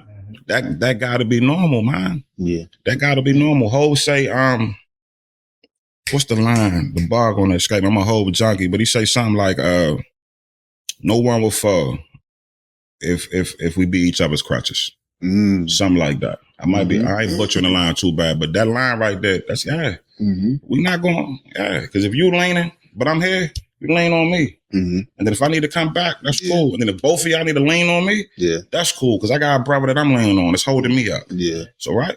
Yeah. Now, going back to what we was talking about like the parenting, I feel like another issue is how you were saying presenting it. I feel like information and things like that, it's a way it should be presented to kids as well. Kids, teens, young adults, it's all different though. You know what I mean? But like, and also depends on the type of kids you have. You know what I mean? Like, since a young age, like I was able to comprehend stuff. I ain't saying I was the smartest kid. I still did dumb shit. Right. We all did. Why would you do that? I just did it. You know? All right. You know what I mean? But I was also smart. Like I could understand. Like if you sat there and spoke to me, okay, don't do this. Okay, why? I'm not trying to, question your authority, but you're telling me this is bad. Why is it bad though? Right. Because if I don't know why it's bad, I could do whatever bad is in this situation. You know what I mean? For instance, like if I like roughhousing, right?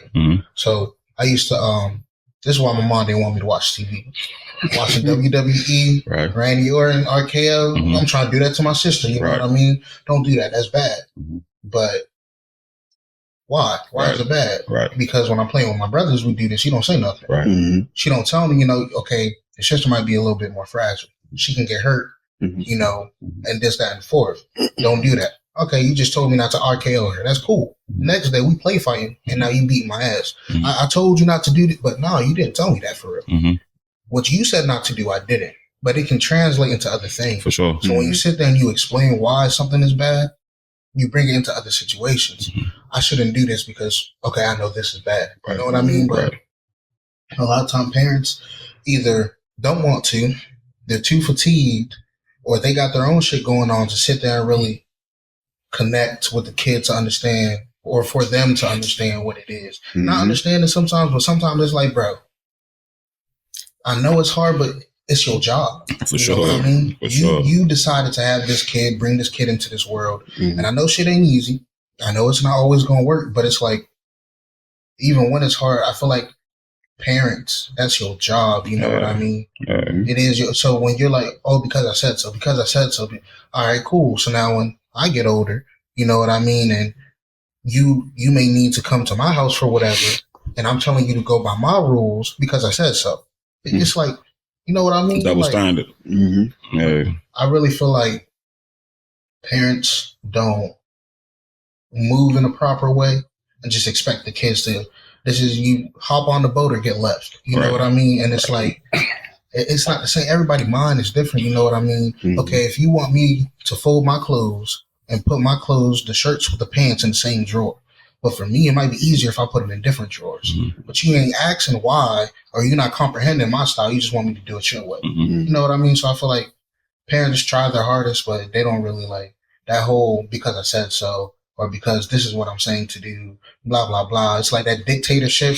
At point in times it's cool, but other times it's like get on with that for real. Like, I'm still a human, still got feelings, emotions, sense, and all that. So I understand at a certain age, but you know what I mean? Like, nah, that whole because I said so. I'd look at my mom, okay, that's cool, but what does that do for me? Right, nothing. Yeah, nah, that's everything you said, good points. And I feel like we spoke about it. That's one of the styles of parenting that I don't or didn't want to carry forward into me being a parent. Because I was parented like that. You know what I'm saying? I don't think that has no place raising kids anymore. I feel like for everything that you just said, and I feel like you're the adult. We're the adults. If I'm not smarter than a 5-year-old or, a 12-year-old, there's something wrong, right? I shouldn't have to put my hands on you to get you to do what I want. It's better articulate. You just spoke about the why. Okay, so as a parent, it's my job. I feel like it's my job to almost eliminate those questions in my explanation to you before you even ask them. You dig what I'm saying? That's high level parenting to me. You know what I'm saying? Hey, bro, don't do that with your little sister because, you know what I'm saying, you older than her, you stronger than her. She is a little more delicate than you. You go to pop her in that RKO and dislocate her shoulder, or God forbid, then I got to give you the worst example, or break her neck. You wouldn't want to break her neck or hurt her. That's your sister. You love her. So that's why I don't need you to do that. You understand that a whole different level, correct? Then just don't do that, right? So at my parenting, I eliminated those questions even before you could ask them. You're satisfied with the explanation. I'm satisfied because we didn't have to go back and forth. And you're not going to dislocate my daughter's shoulder doing some WWE shit. It's a win for everybody. Right. But they, you know what I'm saying? Our parents didn't always see it like that, man. So, that was some jewels right there you just dropped, man. For sure. So what's the hardest lesson about love you've had to model for your children? Yeah, man, look. It's an early interview. Should have pulled me some Remy down here or something, huh? I guess trying to prove to them that was really unconditional. It's really unconditional. One of the it's a meme or something I seen, but I screenshot and saved it and I shared it with my kid, Paul, a lot. I don't want you to run from me when you mess up. I want you to run to me. Yeah. I want our relationship to be like that. Azalea, nursing school, be damned. Cyrus, playing football, be damned. Boogie, going to college, be damned. Paul, playing football, going to college, be damned. Okay, well, what you do? You know what I'm saying? Azalea, you could work at McDonald's. Cyrus, you could be the janitor somewhere. Boogie, you could clean. It don't matter. Paul, same thing with you. I love y'all unconditionally. I'm going to hold y'all down unconditionally. Until our leaders plan. You know what I'm saying? Run to me when you fuck up. Sorry. You good? Okay, don't run away from me. So I feel like just getting them to understand that. That they all want you to be proud. They all seeking that approval. Even they act like they not. They are. So if you miss that mark, so what? Let's try again. Right. I still love you. I'm still gonna hold you down. It's unconditional. I'll go without so you can have. at every turn. Mm-hmm. Don't matter what the sacrifice is. Yeah. But call me, try me on that. Yeah. Not just sign it because it sound good. Right. So I think that's been the hardest thing to get them to understand. Try me. Pull my card. Mm-hmm. So I can come through for you. Mm-hmm. I get that because my mom, she told me that like a while ago, like, because I feel like since I moved out, kicked out, whatever you want to say, but she, like, you know, us living apart has definitely made our relationship better. But she told me something one time in an argument. She's like, look, Robby, I'm going to think the way I think regardless. Mm-hmm. Like, I'm going to feel the way I feel. You grown. You make a decision, stand on it. Mm-hmm. And, you know, I definitely feel like not living in the house makes it easier in the way I say it because my sisters live here. Mm-hmm. Like, I can get off the phone. I don't got to see your face. I don't got to hear your attitude. I don't got to hear you. Like, so for me, it's easier. But I definitely think, like, adults that are still living with their parents, that's hard to really understand and move by because I got to hear your attitude. I got to see your face. I got to see the eye roll. I feel the tension of your disapproval of my, you know, decisions. Like, I still got to be respectful mm-hmm. because I'm under your roof. Yeah, like exactly. you just said, I can respectfully, hey, I love you, Ma. I'm gone. Mm-hmm. And I don't got to deal with it no more. Yeah. But in that household, everything you just said, but I still really, how comfortable do I feel getting it off to you? Mm-hmm. Knowing that you can be like, well, get out. Right. You know what I'm saying? Mm-hmm. So yeah, I get it. Yeah. But I do still feel that like that. And it's also something else too that I talk about is like, that's a hard cut from 17 to 18. Mm-hmm. Like we are kids up until 17 and then 18, it's a hard shift. Like there's no graceful transition from like 16, 17 into being an adult. Like that's hard because it's like, when are you an adult? You get, man, nah, 2 months ago before my birthday, I was not, it's my decision. Nah, I'm still here until 18. And then now I'm 18. And it's like, man, that's a hard transition.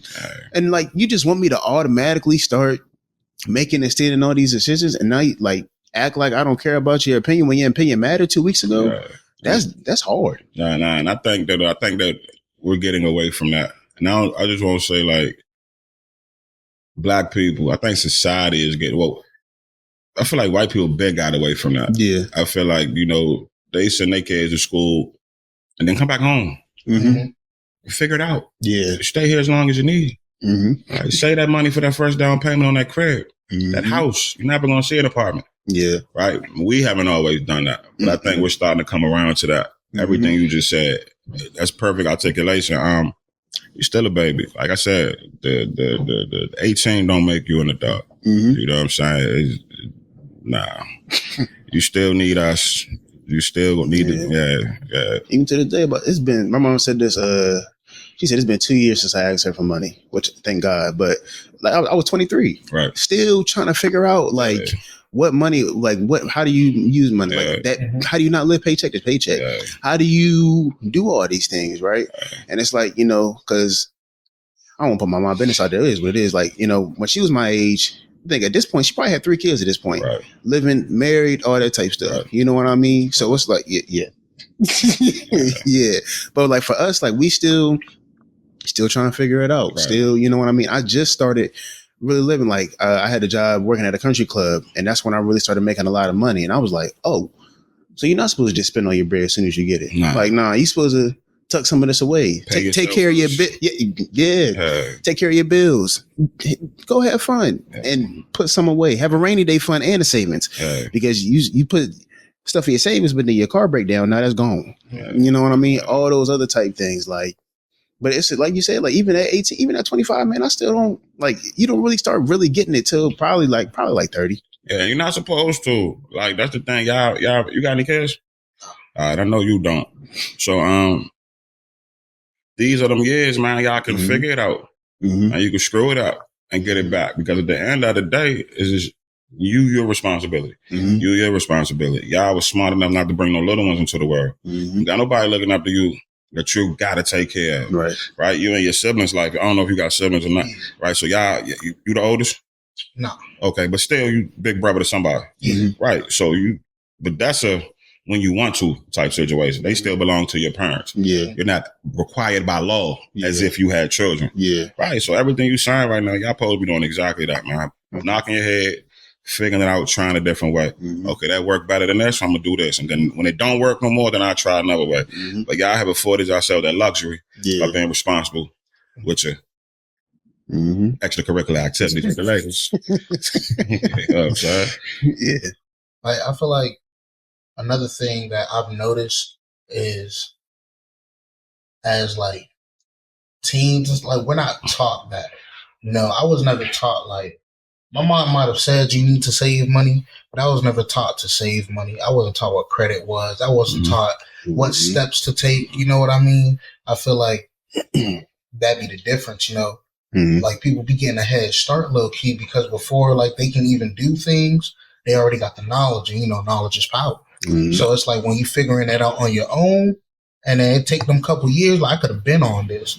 So if I've been started working on my credit from like, okay, let's say it's 3 years now, that I'm like, okay, now I need to actually, in them 3 years, my thing I could have been straight. You know what I mean? But now it's like, I feel like that's what holds us back. Nah, definitely. And it's not even a low-key head start. It's a high-key head start. When you talk about the things that other cultures have done with their children, man, I just got hit, not even with the first two. So, you know, the last two, how important it is to put them on one of my pre-existing credit accounts before they turn 18. I didn't even know that with the first two. You dig? But knowledge, power, understanding. And I feel like nobody told me, right? At 45, I feel like I should be playing in the stock market a little bit. You know what I'm saying? I feel like that's a hustle. I feel like it's a legal hustle. I feel like it's a bag over there. I don't know where to start. You know what I'm saying? Of course, I could pick up a book and read, but it's like when you find the time to do. Anyway, we just got to continue to get better with the knowledge and the power and continue to knock it down generation by generation. You know what I'm saying? I'm teaching mine about saving. I'm teaching mine about credit. So hopefully it's a normal. We just talked about the relationships. Credit should be a normal conversation with my grandkids. From my kids. You know what I'm saying? And saving and hopefully stocks, whatever that look like. So we just got to keep getting better. So, are we obsessed with finding ourselves just to avoid real responsibility? Yes, I think to a certain point, man. I think that it's easy to say I'm working on me constantly, even if you're not to, you know, duck some accountability and duck some responsibility. If everybody damaged and everybody hurt and everybody healing from something, then nobody really got to be the best version of themselves. Do that make sense? Right, because you got to judge me a little different because I told you, man, I'm fucked up. I'm fucked up from this and I ain't healed from it yet. So that's why I'm doing this. So I need some empathy. Right? But am I really doing the work to heal from that, or am I just cool with playing it like this? So yes, I think the answer is yes. Nah, I definitely agree. I don't want to air nobody else, so I'm gonna just leave it at I agree. That's facts. That's facts. I feel like it's hard, and I feel like sometimes they get taken advantage of. You know what I mean? Especially like, it depending on what it is. You know, it might be something sensitive or just a little difficult. You might be like not healed yet, so you know what I mean. It's like you low key doing the work on it, but sometimes I feel like it's taken advantage of when. In the instances where you're not really working on it, you just acting like you is. So it's like, you know what? Well, I told you this, and you know what I mean? I was just supposed to accept that. When in reality, I'm supposed to take it with a grain of salt. Because, okay, yeah, you're working on it, but that doesn't excuse whatever you did, though. You know what I mean? But it's like, we duck accountability, and we try to say, well, it's not fully my fault, so, you know, it is what it is, but that's not the truth. Or how about this? Cool, you working on it, but leave me the hell alone until you finish working on it. That's right. I bet you some stuff had changed now. Yeah, okay. Not you expect me to stay here while you working on it and deal with whatever you throwing at me. Okay, cool. I love that you need to work on that. I love that you need to heal from that. Go do that over there. And if it's right, you spin back and we'll figure it out. And if it's not, then so be it. So, does society want strong men or obedient men? Both. They want strong men to be obedient. Good. I like the way you put that. Yeah, they want strong men to be obedient, man. I look at a lot of different things in society, man, and I think that one of the biggest fears or one of the biggest threats or perceived threat is a strong man that's not obedient. They want you to answer to somebody. They want you to bend the knee, so to speak, to somebody or something, to a vice, to a person, to people, to a group, whatever that looks like. I think that if you could find a man that is in control of his vices, in control of himself, and strong and confident and comfortable, I think that he's often preyed upon, and they're gonna try to tear him down sooner or later. Who is they? I don't know, but eventually, you know what I'm saying? Whatever that entity is, man, we'll try to tear him down. So you know, you maneuver through. Head up, chest out. That's one of my favorite signs. Strong, confident, and you know, you take it how they throw it at you, man. But I think they want you to be strong and obedient. Definitely. Is that possible? Great question. Is it possible? I think it'd be hard. I think that's almost a unfair task, I guess I would say, or challenge. I think that I'm strong. I think I'm weak in some areas too, and I think that I don't know about that obedient part. I don't know. I don't think I'm too obedient. I don't know. That's a good one. I don't know. I feel like it's possible. Okay, tell me why. But I feel like to a T or a certain balance. Okay. You know what I mean? Because being a strong person is cool. It's needed. But at times, though, if you have a good team around you, even as a strong man, at point in times, you're not always going to know what's best. You know what I mean? It might be a time where you need to listen. You know what I mean? Like, so you could be strong, but I feel like there's point in times where I wouldn't necessarily call it obedient in a sense, you know, because that gives off more like trained vibes, on my command type vibes, and that's not it, you know what I mean? But I do feel like at point in times it is good for someone to, you know, listen to someone else. No, when you said in that aspect, with the team aspect, I totally agree with you. I couldn't find those words to articulate it like that, but I agree. Something don't sit well with that obedient part. But the way you just said it, not definitely. I feel like the team around you, I could be obedient to the team around me or listen to the team around me. I do. Because I'm not always right. And I also was quick to say I am weak in certain things, in certain aspects of my life. But yeah, I got no problem taking input, because I also found on a team, professionally and personally, I'm better at some things and I'm weaker or not good at certain things. So I want the people around me to pick that slack up. You dig? I don't like the tedious parts of reports and stuff like that. My partner has no problem with it. Right? She don't like the video or communicating like that. I got no problem sitting down in front of the camera. Right? So we balance. That's just one example. It's plenty more. Right? So yeah, I agree with you. Definitely. So what advice would you give to men when on balancing patience, parenting, and love? Or passion, parenting, and love, my bad. What advice? I don't even know if I'm qualified, man. Passion, you're gonna know. It's gonna feel right. You're gonna know your passion. You're not gonna have to question it. It's gonna feel good. It's gonna feel like it's supposed to feel. It's not nothing that you gotta force. It's not nothing that you gotta overthink. It's not nothing that's gonna drive your anxiety through the roof. You know what I'm saying? So you're gonna be able to identify your passion, right? And you'll feel it. You don't gotta question that. Parenting, apologize, listen, be present, time over money, and apologize again. It's no blueprint. It's no blueprint. And these kids, even in your same household, they're different. I don't parent none of mine the same, because they all different. You know what I'm saying? I could look at little Paul the same way and he gonna cry. I could look at Anaya the same way and she gonna grit on me like, do something. You know what I'm saying? I can't parent them the same way. Yeah. You dig? Love. That's the one I would say I'm not qualified for. Why you feel like you're not qualified? Cause I think that's ever evolving, man. I think you should always be trying to learn. I don't love the same way I did when I was 18. And I don't want to be loved the same way I was loved at 25.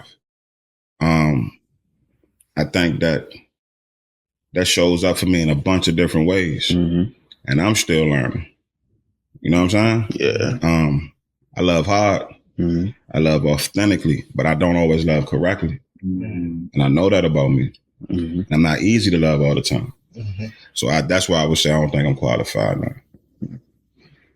Make sense? If anything, though, I feel like that does make you qualified. There you go, Soldier. I appreciate it. You said it, I didn't. I mean, like, at the end of the day, though, like, just hearing that advice, you know what I mean? Like, because at the end of the day, love also has no blueprint. Sitting there saying that you need to continue to learn, you know what I mean? That's exactly what it is. And saying that, like, you know, you didn't love the same way nor want to be loved, you know, it's that speaks measures. You know what I mean? Right. I appreciate that. For sure. Yeah. So, how do we teach accountability? How do we teach people accountability is a form of love too? I think we spoke about it a couple questions ago. Hell, do what you need to do, but do that from over there. You're gonna be accountable for that shit. You're not gonna use it as a crutch. You're not gonna gaslight me. You're not gonna use my empathy against me. So you continue to, you know what I'm saying, to rock out or whatever. So I think that's the biggest way. And then also, I feel like once you get to a place of understanding and learning that your presence and having access to you, denying access to you, that's going to hold people accountable. Right? When you're not picking up that call, you're not showing up how you used to show up for somebody, they're going to get it without you never saying nothing. And that's going to hold them accountable. Yeah. I think that's hard for me. It's hard for me. I think I have a fear of loss. Like I fear even which is weird because it's like I know you're doing me wrong, but I still am scared. Like I think I'm scared of losing the person I know you can be, and like just like if I see that you became that person and I wasn't able to be there, you know, and maybe for some selfish reasons, but maybe for some unselfish reasons, because I want to see you be great as well. That's scary for me, I think. It's scary for everybody. You just said it. I put up with X, Y, and Z. Then you figure it out with somebody else. How that's going to make me feel? That's going, you know what I'm saying? That's going, what the girls always say, or the women say nowadays, I had his chest hurt. Yeah, you damn right you did. You know what I'm saying? You damn, I couldn't breathe. Yeah, that's something that I feel like you coming from a good spot. If you're being that vulnerable, then I feel like you're being pure with it. And the loss, unfortunately, would be you'll go through it and you'll feel all those emotions and you'll hurt. But at the end of the day, when you do heal and you do get back right, the loss is always going to be felt harder and worse on the person that lost you. If you was coming from a pure place, and you coming from a vulnerable place and an open place, because I feel like that's so washed down nowadays. Real life. How do you keep your heart open in a world that so often closes its fists?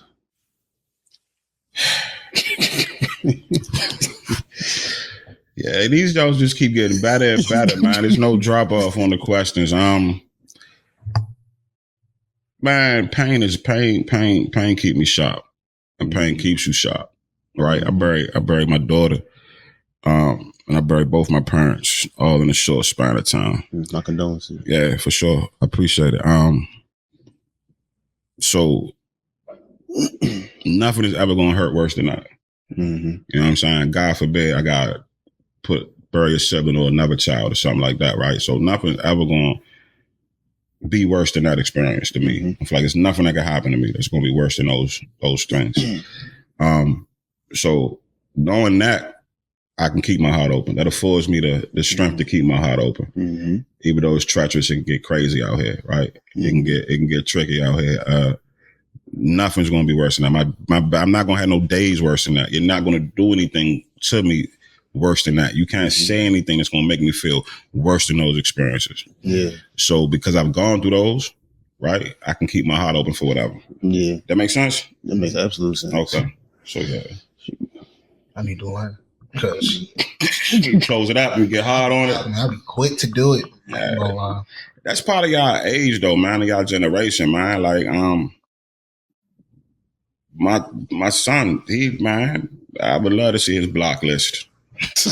Man, I know that sounds crazy, man. He has no qualms, no ifs, ands, or buts about it. Like, yeah, nah, that's over. That's dead. I'm good. Yeah. Like, bruh, yeah, I don't care.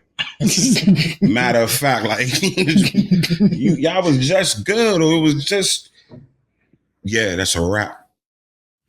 Okay. Cool. Good Lord. So, how do you help men redefine strength through the lens of love and vulnerability? But like I said, that's the conversation. Even though y'all asking questions, it's flowing super organic, man. Because I feel like I said this a lot. Like I just said, or like we were just talking about, when you're loving, open-hearted, or you're being vulnerable, it's a strength in the masculinity in that. Mm-hmm. That's the hard part, bro. Yeah. We see how folks getting done out here. Yeah. We maybe been done like that. You know what I'm saying? I think this wave, and this wave that we on right now, everybody want be nonchalant and act like they don't have feelings. And you know what I'm saying? FWB, all of that. So you don't gotta deal with the real side of it. And that's the weaker, that's the easy. Yeah. Right? The hard part is being vulnerable. Yeah. And opening yourself up where you can be hurt. I'm giving you the power to destroy me. Mm-hmm. I done told you secrets. I done told you where I'm weak at. Mm-hmm. I done let you in. Yeah. Every time I do that, I'm giving you the power to destroy me. Yeah. That's not for a weak person to do. That's the masculine. That's the strength. That's the strongest. Yeah. Right? Yeah. Yeah. I think that's why they say it takes a real man to love one woman, because it's easy. Like you said, you get the block list. It's easy to, you got it. Like, or you got a roster. Okay. Right. You're not acting right. Go ahead over here. Right. I'm gonna go ahead over here. But Right. it takes a strong man to like deal with women's insecurities that monthly. You know what I mean? That there are all those different moments, like, you know, the indecisiveness, all those things. It takes a strong man to deal with that, and I wouldn't even say deal with it, because that's like to choose to be there through those moments with that woman. You know what I mean? I choose that. I feel like that's a part of what love is. Love is a bunch of things, but two things. Like, love is the things that I do that you'll never know I did for you, and love is being there, choosing to be there. You know what I mean? Choosing to be like, you pissing me off right now, but I know you need to get this tire fixed. Let's go. You know what I mean? Like, choosing to be there through all those moments, even when you I don't even want to be near you right now. I don't like you. Yeah, for real. Hey, nah, that's real. So just continuing to have that conversation and pushing that narrative is how you help them redefine it, man. And showing them and teaching them and telling them that that's the strong. Don't let nobody tell you that's weak. That's the strong side of it. That's where you get your strength from. Yeah. All right. So when you think about legacy, what kind of love do you hope your kids carry forward? I hope that they take the best from me and leave the worst. I hope that they, if it's in them to mentor and coach, I hope they do. Yeah. Right. And if they never mentor, they never coach, legacy for me is them being in a situation or position that they able to live out their passions. Because that's what I'm doing.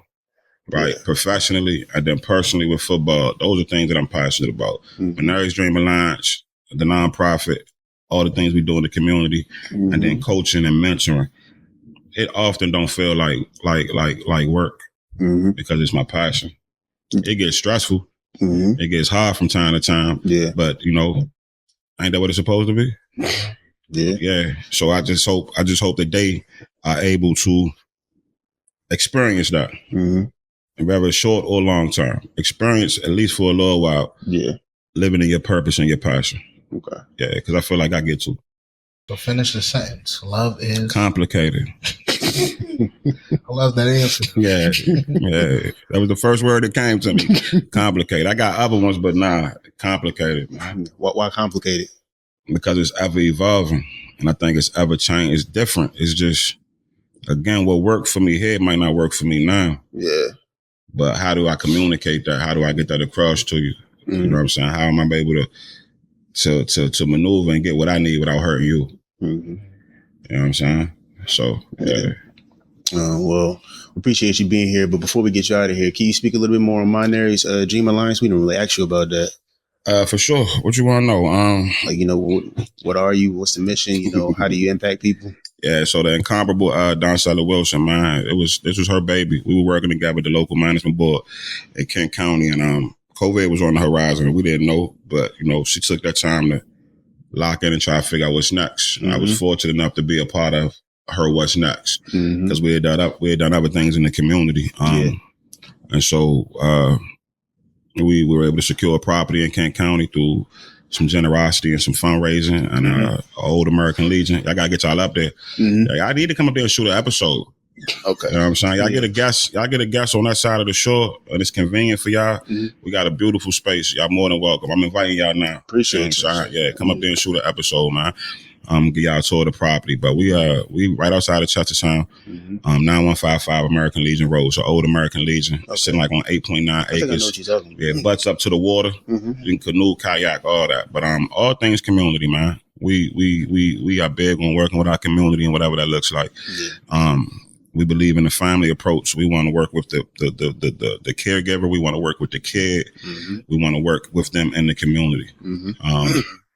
So, you know, great nonprofit, man, doing big things, not just in Kent County, but up and down the shore. Yeah. And we hope to continue to grow. We hope to continue to push forward, man. Yeah. For sure. Absolutely. Well, we appreciate you for coming by. Anybody you want to shout out or anything before we get you out of here? I want to shout out everybody that I done coached, everybody I done mentored. I want to shout out the family. I want to shout out MDA and the whole team and the staff. I want to shout y'all out, man. I think y'all endeavor with this right here. Keep going, fellas. Keep pushing. I think it's great to see two young black men doing this, man. We need more of it, man. That's it. Like you said earlier, Uptown still run the town, man. Yeah. Well, thank you for tuning in to the Two Sides of the Heart podcast. You can follow me at Robby Too Fast on all social medias. DNS Soldier, all platforms. You can follow us at Two Sides of the Heart podcast. And as I always say, fuck that bitch. FTP.